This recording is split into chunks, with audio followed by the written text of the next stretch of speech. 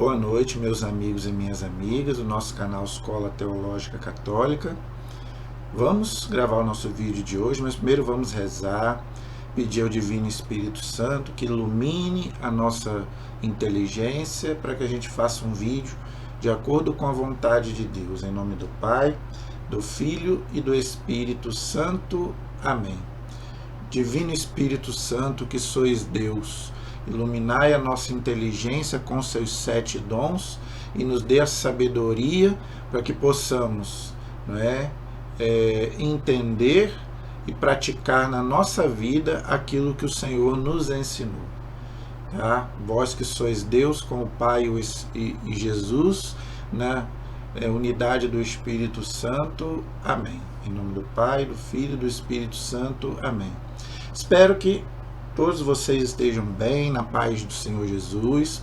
Vamos gravar o nosso vídeo de hoje, mas primeiro eu peço a vocês que ainda não se inscreveram, se inscrevam no nosso canal, compartilhe os nossos vídeos. Você que já me ouve, passe para outras pessoas, peça, coloque aí na tua paróquia, coloque aí nos teus grupos de WhatsApp, de Face, peça para as pessoas, também se inscreverem, e dar uma força aí para o nosso canal. Deixe o seu comentário, sua dúvida, sua pergunta, o que você quiser, nós estamos aí para te ajudar, tá? Nós estamos aqui para aprender a doutrina católica, por isso estamos estudando a Bíblia, estamos estudando o Catecismo e estamos fazendo a vida dos santos. E hoje eu vou falar de um santo dos nossos dias, Todos nós, a maioria de nós, lembra, tem alguma coisa para lembrar deste santo maravilhoso, que eu até tenho aqui um livro dele, que eu quero te mostrar, se você quiser aprofundar, porque o nosso tempo aqui é curto, mas eu tenho um livro dele que eu já li, e a vida dele, gente, é extraordinária. Hoje nós vamos falar da vida do Papa São João Paulo II, o homem que mudou o mundo, olha só, Então, gente, São João Paulo II foi uma bênção para a igreja, uma bênção. Nós que podemos lembrar dele, sabemos que foi um homem extraordinário. E você lendo a vida do Papa, você vê que realmente a vida dele não foi fácil. Então eu quero colocar um pouquinho aqui, do que está nesse livro, do que nós sabemos do Papa, do seu amor à igreja, do seu amor a Nossa Senhora. Por que o Papa era tão devoto de Nossa Senhora? Por quê? Tem a ver com a vida que ele levou. Então eu quero hoje falar um pouco sobre São João Paulo II, um santo dos nossos dias, que todos nós aí tivemos a honra de poder termos aí por 27 anos na igreja sendo Papa.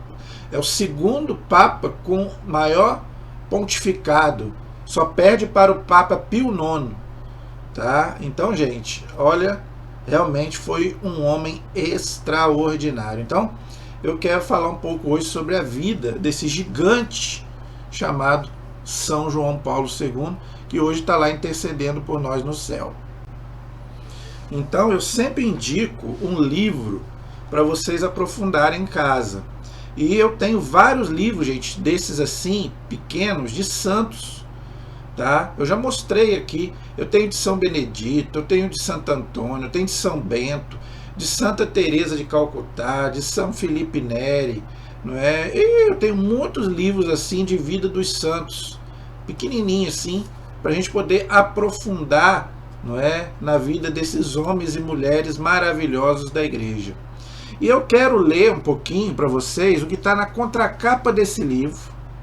Todo livro que tem a contracapa, e a gente já vai falando um pouco sobre esse homem extraordinário que foi o Papa São João Paulo II, o homem que mudou o mundo. Tá vendo? Então, gente, vamos lá. Eu vou lendo aqui e a gente vai conversando. São João Paulo II foi um marco na história da igreja, realmente. Foi um Papa extraordinário. Um homem que mudou o mundo. não só pelo longo pontificado, ele foi Papa de 1978 a 2005, então ele foi Papa 27 anos. Tá? Ele foi o segundo maior Papa, que teve maior pontificado na igreja, perdendo só para Pio IX, ok? Não só pelo longo pontificado, mas pela sua santidade de vida. Realmente, foi um homem santo, realmente. Cultura, um homem super culto, que falava vários idiomas.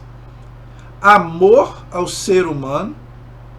Não é? A gente via o carinho que o Papa tinha pelas pessoas, né? Como que ele atendia cada um, não fazia distinção de pessoas. Estadista, mestre da doutrina. Gente, o homem sabia tudo de doutrina, não é? Filosofia, teologia, escreveu várias encíclicas, vários cartas sobre a doutrina católica. Nós vamos ver um pouquinho de cada coisa aqui daqui a pouco, tá? Mestre da doutrina, arauto da paz, aonde ele ia, não é? Um papa que tentou, né, amizade com todos, independente de credo, de religião, de nada, não é? Ele ia nos países, não é, das outras religiões e não, né? Foi o primeiro papa que foi lá no Muro das Lamentações dos judeus, foi numa mesquita muçulmana, né? Foi num templo protestante. Ele ia, não tinha problema nenhum, não é? Então era um papa extraordinário.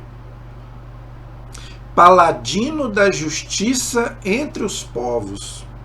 Homem das dores, um homem que sofreu muito, gente, desde a infância. Nós vamos ver, a vida do Papa não foi fácil e ele nunca desistiu, não é?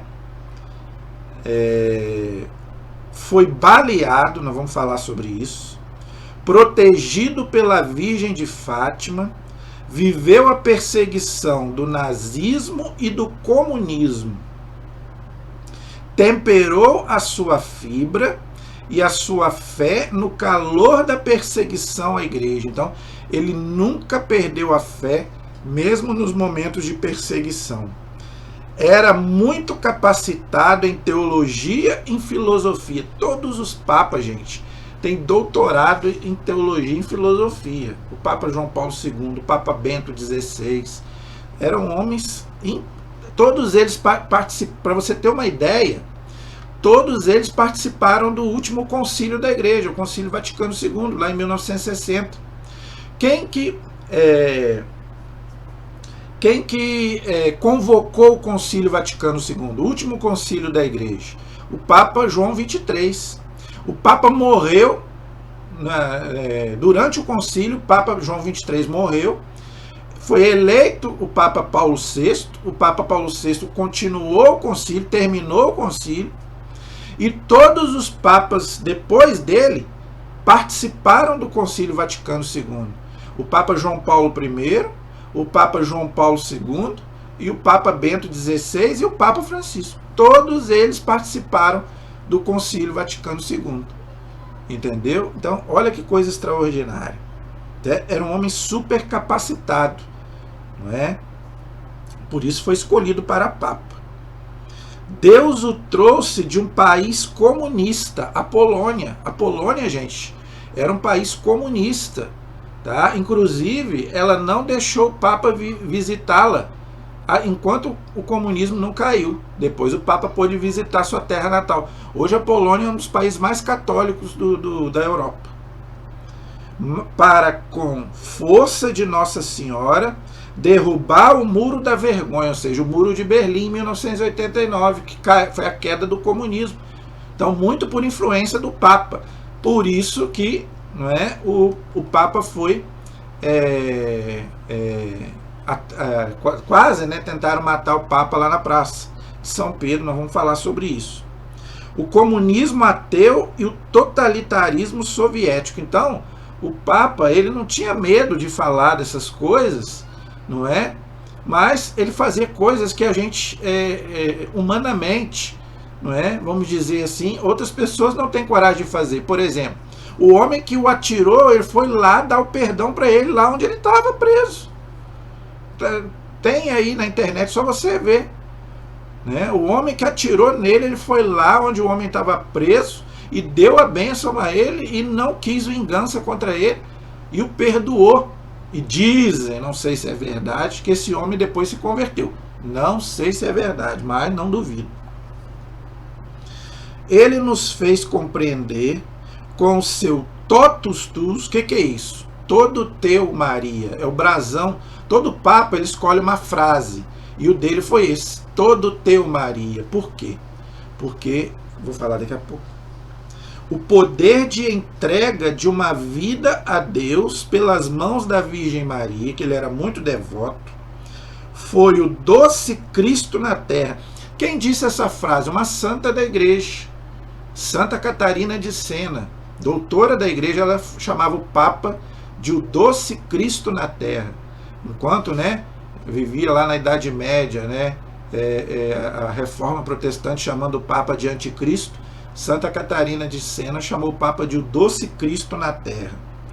Merece ser chamado por todos de São João Paulo II Magno. O que é Magno? Quer dizer grande, não é grande na estatura. Né? Foi um grande Papa, mas só a igreja pode dar esse título. Então, as pessoas já, muitos já dizem que ele é grande, né? Um homem, né, que foi um marco na história da igreja. E eu não duvido que a igreja vai dar esse título para ele, como deu já para dois papas, São Leão Magno e São Gregório Magno. Foram outros dois papas extraordinários. Agora no céu intercede por nós sem cessar. Isso diz a nossa liturgia lá no capítulo, na oração eucarística número 3 da missa. Diz que os santos intercedem por nós sem cessar. Então o Papa está lá agora diante de Jesus, diante da Virgem Maria, intercedendo por nós pela igreja sem cessar. Não é? Então, gente, nós cremos nisso. Então, gente, leia esse livro, tá? Ele não é grande, ele tem 160 páginas. E eu quero começar a falar um pouco sobre a vida do Papa. E eu quero usar o livro, né, que eu já li, tive o prazer de ler. Então eu quero, pegando algumas coisas que o livro aborda, e a gente vai comentando em relação ao Papa João Paulo II. Primeira coisa, né, é falar que o Papa, a vida do Papa não foi fácil. Tá? A mãe dele, não é, morreu quando ele tinha 9 anos de idade. Tá? Quando ele tinha 9 anos de idade, ele perdeu a mãe. Ok? E ele ficou até um tempo sem falar com ninguém. Tanto foi o trauma que ele ficou por perder a mãe com 9 anos de idade. Ele tinha um irmão mais velho e ele, né, tinha o pai dele, né, a família do Papa era a mãe, o pai, ele e o irmão mais velho. Tá? Então ele perde a mãe com 9 anos, fica traumatizado a ponto de não falar, ok? E ele se apega muito ao pai e ao irmão, não é? Já que ele perdeu a mãe, ele se apega ao irmão mais velho e à mãe. Não é que quando ele tinha 16 anos e o irmão dele tinha 20, ele perde o irmão também. Tá? O irmão dele também morre, não é? Trabalhando, ok? Na guerra, né? O irmão dele foi para a guerra, que naquela época estava sob, né, o nazismo e o comunismo, não é? Então o irmão dele foi convocado para a guerra e acabou morrendo lá. Então ele perde a mãe com 9 anos, ele perde o irmão mais velho ele tinha 16 anos e o irmão 20. Então só ficou ele e o pai muito doente, o pai dele, né, era doente, então ele trabalhava para poder cuidar do pai. Entendeu? Então ele trabalhava o dia inteiro e à noite ele trazia alguma coisa para ele e o pai sobreviverem. Com 20 anos de idade o pai dele morre, de infarto, teve um infarto fulminante. Então com 20 anos o Papa João Paulo II já não tinha mais ninguém da sua família. Perdeu a mãe com 9 anos, o irmão com 16 e o pai com 20. Com 20 anos ele já não tinha mais ninguém da família dele. Olha, não é? Era para ele ter realmente desistido da vida, né? Podia ter até uma depressão, mas ele sempre foi um homem de muita fé em Deus. A família dele sempre foi muito religiosa. Ele fez a primeira comunhão, ele foi batizado criança, ele fez a primeira comunhão, ele fez o crisma, não é? E ele começou a trabalhar, mas sempre ia à missa, nunca deixou de ir à missa. E ele, como ele não tinha mais a família, principalmente a mãe, ele começou, né, a ser muito devoto, né? Ele começou a ser devoto, a amar a Deus, não é? A ser muito mais chegado a Deus, porque ele só tinha Deus agora, ele não tinha mais família. Então ele começou a amar muito mais a Deus, e como ele não tinha mãe, ele começou a ser devoto de Nossa Senhora. Tá? E quando ele trabalhava, ele fez outros trabalhos, ele foi ator, ele fez vários outros, ele tentou ser esportista, mas não deu certo. Então ele tentou outros serviços. Ele começou a trabalhar numa fábrica onde vendia soda, vamos dizer assim, e ele ia sempre na bicicleta e ele sempre lia alguns livros de religião. Só que o livro de cabeceira dele, tá? Qual era o livro de cabeceira do Papa João Paulo II, quando ele tinha 20 anos, que ele perdeu a família? E ele começou a trabalhar para ganhar o seu sustento, não é? Mas ele não deixou, né, de ser temente a Deus e devoto de Nossa Senhora. O livro de cabeceira do Papa foi esse aqui: O Tratado da Verdadeira Devoção à Santíssima Virgem. É de São Luís de Montfort, um santo que também amava muito Nossa Senhora. São Luís de Montfort. Ele escreveu muito sobre Maria. Ele escreveu esse livro, escreveu um outro livro chamado O Segredo de Maria. Né? Ele tem alguns livros, São Luís de Montfort tem outros livros sobre Nossa Senhora. E esse aqui, gente, foi o livro de cabeceira do Papa, quando ele perdeu a sua mãe. Tá? Então, quando a gente faz teologia, eu comprei esse livro quando eu fiz teologia, a gente estuda esse livro.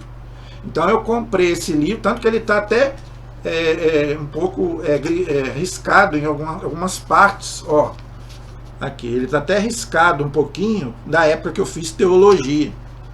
Entendeu? Então, gente, esse aqui era o livro que o Papa, não é? E ele foi só... Aí ele sentiu a vocação para o sacerdócio, aí ele foi ele foi para o seminário, não é? Foi ordenado diácono, depois sacerdote, bispo da Polônia, não é? E depois eleito em 1978 como Papa, tá? Ele, como Papa, ele escreveu vários livros, encíclicas, né? Muita coisa. Mas um dos livros que ele escreveu, aliás, não foi um livro que ele escreveu, mas das catequeses que ele fazia como Papa já, não é? Como Papa, ele escreveu esse livro, A Virgem Maria. 58 catequeses do Papa sobre Nossa Senhora. Olha só que mariologia extraordinária.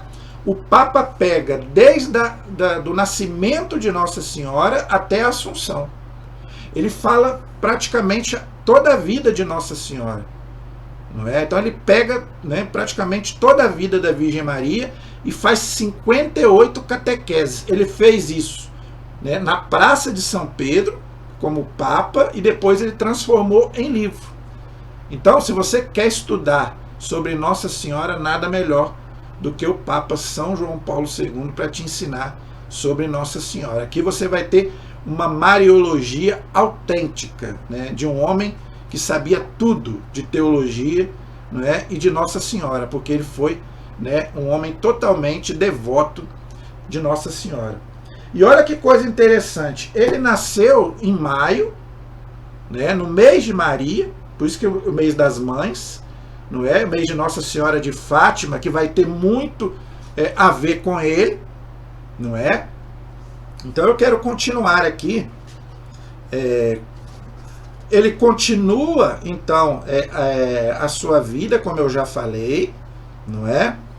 Ele é chamado à vida religiosa, tá? Ele foi chamado por Deus, não é? Ele entendeu que a vida dele era se entregar a Deus, não é? Não sabemos se ele teve namoradas na adolescência. Ele teve amigas, mas não sabemos se o Papa teve namorada, mas ele sempre teve a vocação para o sacerdócio. A perseguição comunista. Então, gente, na época que ele foi eleito Papa, o comunismo ainda estava, não é? Ainda não tinha caído o Muro de Berlim, que depois caiu em 1989, né, com, vamos dizer assim, a ajuda do Papa. O Papa contribuiu para a queda do Muro de Berlim. Interessante que ele queria visitar a Polônia, não deixaram. Depois que o comunismo desabou, ele pôde ir. E foi por isso que ele colocou o cerco de Jericó na igreja. Ele pediu que uma semana de oração com o Santíssimo exposto, para que ele pudesse visitar a sua terra natal, e pôde, e hoje é um dos países mais católicos da Europa. Tá? Só que ele continuou sendo perseguido, não é, por alguns, inclusive balearam ele, né? Nós vamos falar sobre isso daqui a pouco. O trabalho com os jovens. Quantas jornadas mundial da juventude que o Papa participou com os jovens? Gente, em Manilha, não é? Nas Filipinas, foi até hoje a maior concentração de jovens da história daquele país, não é? E depois disso se espalhou pela igreja a Jornada Mundial da Juventude, ou seja, o encontro do Papa com os jovens, não é? Então, gente, é impressionante. Aí ele foi, né, já expliquei, bispo auxiliar de Cracóvia, não é? A terra dele, não é? Depois foi arcebispo. Ele teve um encontro com o Padre Pio. Antes do Padre Pio morrer, ele teve um encontro, né? Dois santos se encontraram em vida e agora estão lá no céu intercedendo por nós, que eu já fiz aí um vídeo sobre o Padre Pio. Foi eleito Papa, eu já falei, em 1978, tá? Depois, ele escolheu o nome, né? O nome dele é Karol Wojtyła. Ele escolheu João Paulo II em homenagem ao seu antecessor, João Paulo I, que foi Papa 33 dias. Olha que coisa interessante. O Papa João Paulo I foi Papa somente 33 dias. Por quê? Porque ele sofreu um mal súbito, né? Encontraram ele morto no Vaticano, né? Não tem nada a ver que mataram o Papa, envenenaram o Papa, isso aí é intriga da oposição. O Papa teve uma morte súbita, não é? Então, para homenagear o seu antecessor, então ele escolheu o nome de João Paulo II. Por que o Papa muda de nome? É uma missão, tá? Então, ele escolheu o nome João Paulo II, ok? Ele, não é? Ele foi o Papa João Paulo II quem canonizou Santa Faustina, não é? Todos nós sabemos quem é Santa Faustina, que nós rezamos até hoje, né, o Terço da Misericórdia. Ela também era polonesa, como Papa, e Jesus apareceu a Santa Faustina e pediu, né, que o Papa instituísse a festa da Divina Misericórdia uma semana depois da Páscoa. Por isso que uma semana depois da Páscoa é a festa da Divina Misericórdia. Quem decretou isso foi o Papa João Paulo II, né, a pedido de Jesus, que apareceu a Santa Faustina. E o Terço da Divina Misericórdia é para a gente rezar às 3 da tarde. que é a hora da misericórdia, a hora que Jesus deu a vida por nós. Eu rezo todo dia o texto da misericórdia. Faça chuva ou faça sol, só se eu não estiver em casa. Não é? Então o texto da misericórdia para mim é sagrado. Eu rezo todo dia. Então foi o Papa, não é, que colocou então a festa da misericórdia, não é?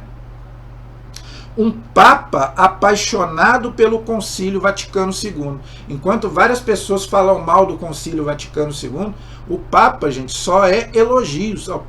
Ele participou do Concílio Vaticano II como cardeal, como bispo, não é?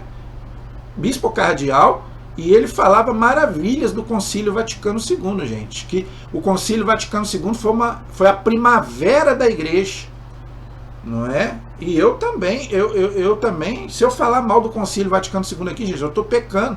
Eu só estou aqui graças ao Concílio Vaticano II, que eu sou um leigo, eu não sou padre. Antes do concílio, só padre poderia pregar. Eu sou um leigo e estou aqui fazendo coisas que antigamente só os padres poderiam fazer. Então quem abriu isso foi o Concílio Vaticano II. Então o Papa falou que o Concílio Vaticano II foi a primavera da igreja, foi uma bênção para a igreja. Se as pessoas interpretaram errado algumas coisas do concílio, não é culpa do concílio, é culpa das pessoas. E teve, infelizmente, padres e bispos que interpretaram o concílio errado. Mas a igreja, não. A igreja sempre colocou o concílio como uma maravilha. Não é? O carinho do Papa pela renovação carismática católica. Então o Papa abriu para, né, todos os movimentos da igreja católica, os grupos de oração, não é, que também não tinha antes do Concílio Vaticano II. A própria renovação carismática, né, é depois do Concílio Vaticano, e o Papa sempre incentivou, mesmo ele não sendo da renovação. O Papa não é da renovação, o Papa é tradicional. Isso prova, gente, que essa palhaçada, eu sou tradicional, eu sou da renovação, nós somos da igreja. Não importa de qual movimento você é, de qual grupo você é, nós somos a igreja, da igreja de Jesus Cristo, e temos que obedecer o Papa. Aí nós somos católicos. Não é? A luta heróica contra o comunismo, já expliquei, graças, né, à intervenção do Papa, caiu lá o Muro de Berlim, em 1989, não é? Consagração da Rússia ao Imaculado Coração de Maria, nós vamos falar sobre isso daqui a pouco, não é? A queda do comunismo, que eu já falei, os atentados ao Papa, eu quero falar sobre isso, daqui a pouco eu vou falar sobre isso, a revelação do terceiro segredo de Fátima, que tem a ver com o Papa, eu vou falar daqui a pouco, o cerco de Jericó, já falei, não é? Grandes lutas de São João Paulo II, o que o Papa, quais são aquilo que o Papa defendia? O que o Papa defendia com unhas e dentes? A luta pela dignidade humana. O Papa escreveu várias encíclicas, várias cartas sobre a dignidade do homem e da mulher. Contra aborto, contra eutanásia, não tinha ideologia de gênero, mas contra todas essas coisas que nós estamos vendo aí. Não é? Então, gente, o Papa sempre foi a favor da vida, da dignidade do ser humano, desde a concepção até a morte natural. Escreveu várias encíclicas sobre isso. As visitas ao Brasil, o Papa visitou o Brasil 3 vezes. O Papa amava o Brasil, não é? A luta contra a teologia da libertação. Entendeu? Então, gente, a teologia da libertação foi uma das piores, né? O Papa Bento XVI vai dizer que é a pior heresia que houve na igreja. Então o Papa lutou, né, o Papa João Paulo II, Bento XVI, lutaram contra a teologia da libertação. Por quê? Eu já fiz um vídeo aí sobre isso. A teologia da libertação tirou Deus do centro e botou o homem. Aí o que aconteceu? As pessoas largaram a igreja e foram para as outras religiões, para as seitas. Porque aqui na igreja se prega o quê? O homem tem que viver em sociedade. Ué, e a salvação onde fica? E o pecado onde fica? Jesus não é um libertador social, Jesus é um libertador nem político, Jesus é um libertador espiritual. Eis o Cordeiro de Deus que tira o pecado do mundo. Então o Papa lutou muito contra a teologia da libertação. A reprovação às invasões de terra, não é? O desafio das seitas.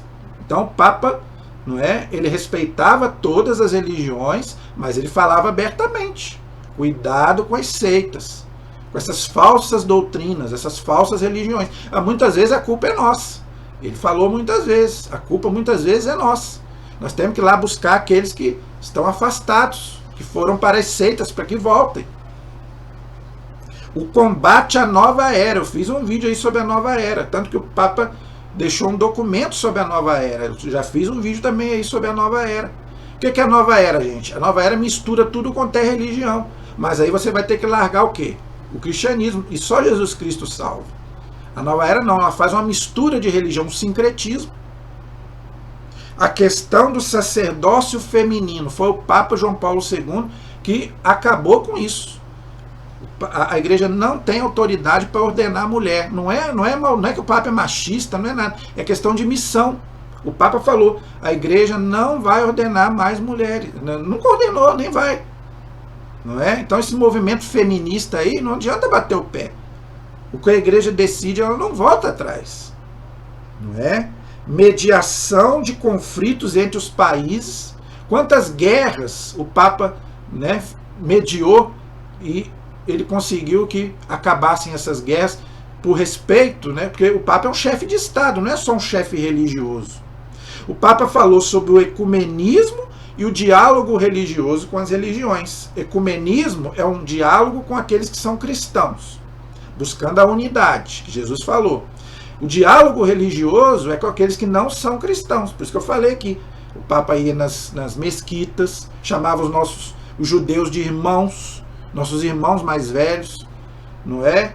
Os nossos irmãos separados, se referindo aos protestantes, não é? Ia nas mesquitas muçulmanas, recebia os muçulmanos no Vaticano, os budistas. Tanto que quando o Papa morreu, tinha tudo quanto é gente, tudo quanto é religião lá. Até o presidente dos Estados Unidos, o Bush, que era protestante na época. O rabino, vários rabinos, né? De várias pessoas de outras religiões, por respeito ao Papa. Tá? Né? Então, gente, esse livro aqui é importante, ok? E eu quero terminar falando sobre o atentado que o Papa sofreu, que foi no dia 13 de maio de 1981, no ano que eu nasci. Ele foi eleito Papa em 78. 3 anos depois, ele foi tentaram matar o Papa na Praça de São Pedro, no dia 13 de maio de Nossa Senhora de Fátima, de 1981, há 42 anos atrás, né? Uma pessoa atirou no Papa, não é? Então, o Papa foi para o hospital, né? O Papa não foi atingido nenhum órgão vital, tá? Mas o Papa ficou bastante ferido. Ok? E ele deu uma entrevista na época, não é? Perguntando sobre o atentado que ele sofreu. E ele falou: uma mão atirou, tentou matá-lo, né? E outra mão desviou a bala. Palavras do Papa, que ele atribuiu a Nossa Senhora de Fátima, porque foi no dia 13 de maio que aconteceu isso. Então ele falou que o homem tentou matá-lo, que atirou nele, porque atirou de perto, não foi de longe, atirou para matá-lo. Só que, né, segundo ele, as mãos de Nossa Senhora desviaram a bala para ele não morrer. Tá? Então o que ele fez? Ele pegou a bala que tiraram dele e colocou lá na coroa de Nossa Senhora de Fátima, onde está até hoje a bala lá. Ele foi a Fátima, a irmã Lúcia ainda era viva, não é? E ele colocou lá na coroa de Nossa Senhora de Fátima a bala que tinha tirado dele. Como eu disse, ele foi lá, deu perdão ao homem. Quem foi o homem que atirou no Papa? Foi o nome dele é Ali Agca, um comunista, né? Que era da KGB russa, que o Papa ajudou a derrubar o comunismo. Então, o Papa, né, contrataram, né, o pessoal lá contratou para que matassem o Papa, né? E segundo o Papa, né, Nossa Senhora desviou a bala para que ele não morresse, ok? E o que isso tem a ver com o terceiro segredo de Fátima? Que todos nós sabemos que o terceiro segredo de Fátima é o quê? Um bispo vestido de branco com manchas de sangue. Né? E perguntaram para a irmã Lúcia, que na época era viva, o que significava, e ela falou que realmente era o atentado contra o Papa São João Paulo II. Não é? Então, né, isso é que tem a ver. Isso foi lá em 1917. Nossa Senhora de Fátima apareceu em 1917 e foi revelado. Ela deixou 3 segredos, ela revelou 2 e um ficou guardado. Só foi revelado no ano 2000, não é? Pelo cardeal Ratzinger, que era o Papa Bento XVI, né, antes de ser Papa, quando ele era cardeal, e o Papa mostrou para a irmã Lúcia, e a irmã Lúcia falou que era isso mesmo, que era o atentado contra o Papa João Paulo II, o terceiro segredo de Fátima. Então, não tem mais o que revelar. Tem gente falando aí que não foi revelado, ou que só foi revelado a metade. Foi revelado, não tem mais nada o que ser revelado. Ok? É isso, pronto e acabou. Tá? O Papa foi um homem muito doente, ele teve mal de Parkinson, ele teve vários problemas de saúde, não é? Mas ele nunca desistiu, viajou o mundo inteiro, mesmo com a saúde debilitada, não é? E ele faleceu, então, em 2005, não é? Aquela última aparição dele na janela, onde ele tentou falar ao mundo e não conseguiu falar, e soltou uma pomba branca. A pomba significa a paz e também o Espírito Santo. Não é? Então o Papa não falou, mas ele mandou a paz para o mundo e o Espírito Santo para que continue guiando a igreja, como guia até hoje. Então o simbolismo daquela pomba que o Papa jogou na janela, não é? O mesmo lá do dilúvio, né? Então simboliza isso, a paz ao mundo, pedindo paz ao mundo, e que o Espírito Santo continue guiando a igreja. E ali ele foi para a casa do Pai, diz que ele morreu serenamente, e ali rezando, né, e junto com, né, os cardeais, em volta dos cardeais, ele foi para a casa do Pai, né, em 2005, não é? Foi um evento, né, o Papa, além de Papa, né, foi um evento que chamou muito a atenção do mundo. Muita gente foi no enterro do Papa, como eu já falei, até pessoas de outras religiões, não é verdade? Ele queria ser enterrado na terra dele, na Polônia, mas a igreja achou melhor enterrá-lo junto com os outros papas ali no Vaticano. Ali tem um lugar apropriado, né, onde foi enterrado São Pedro, na Basílica do Vaticano ali embaixo, né, onde é enterrado também todos os papas, e ele também foi enterrado ali num caixão muito simples, não quis ostentação, né? Nós vemos que ele foi, né, enterrado num caixão bastante simples, não é? Ele foi beatificado. Interessante que no dia que ele morreu, já tinha um cartaz santo, santo, santo, pedindo a sua canonização, no dia que ele morreu, mas a igreja não faz assim. A igreja, né, ela espera um tempo para poder decretar isso. Então, o Papa Bento XVI beatificou o Papa João Paulo II, e depois, no ano de 2019, o Papa Francisco canonizou 2 papas, o Papa João Paulo II e também o Papa João XXIII. Interessante, não é? O Papa que começou o Concílio Vaticano II, não é? Que inaugurou o Vaticano II, e o nosso querido Papa João Paulo II. Então, peçamos, né, que ele interceda por nós, tá? E, se Deus quiser, que ele reze lá pela igreja, não é? E peça a Nossa Senhora, ele que era tão devoto de Nossa Senhora, que, né, proteja o nosso Brasil, a nossa igreja de todos os males. Amém? A nossa proteção está no nome do Senhor, que fez o céu e fez a terra. Estivemos e permaneceremos unidos em nome do Pai, do Filho e do Espírito Santo. Amém. Deus abençoe a todos. Até o próximo vídeo, se Deus quiser.